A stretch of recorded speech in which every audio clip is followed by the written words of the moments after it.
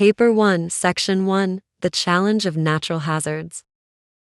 What is a natural hazard? Natural hazards are extreme natural events that disrupt human life. This could be through property damage, disruption to transport, or loss of life. An event that doesn't disrupt human life is not considered a natural hazard. Examples of natural hazards include landslides, flooding, tropical storms, drought, avalanches, and earthquakes.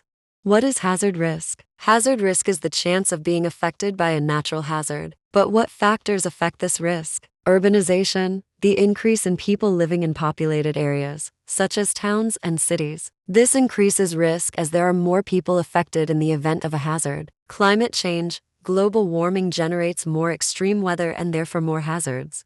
And poverty, in areas at risk of a hazard, the housing is usually cheaper and it may be the only area some people can afford to live.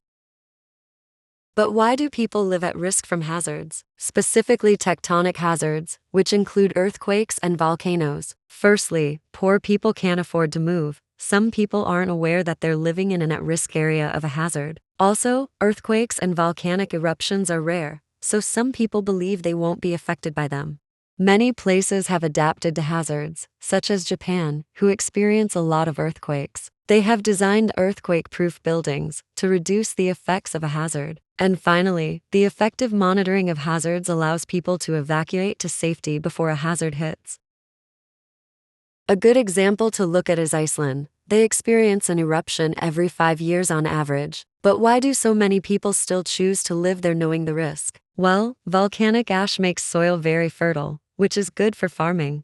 Also, hot magma underground can form naturally occurring hot springs, which means hot water and heating are readily available and cheap. Iceland's landscape, which is comprised of waterfalls, geysers and glaciers for example, supports a huge tourist industry which brings in a lot of money for Iceland and creates a lot of jobs. 100% of Iceland's energy is produced by renewable energy, specifically geothermal energy, making it cheap and readily available.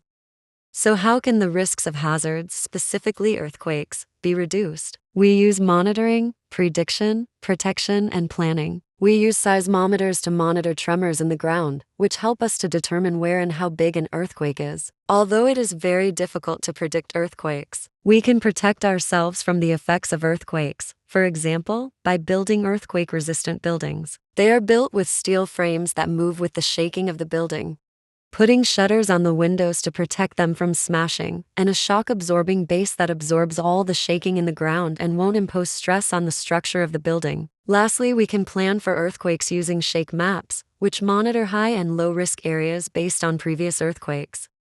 Now, how can we reduce the risks of volcanoes? Similarly, we use monitoring, prediction, protection, and planning. Seismometers again can monitor tremors in the ground, and instruments that monitor gas emissions and changes in water temperature are used. Effective monitoring, therefore, allows people to evacuate before an eruption happens. Earth embankments are used to divert the flow of lava and lahars away from people and houses. And similar to shake maps, we use hazard mapping to identify at-risk areas and plan evacuation routes.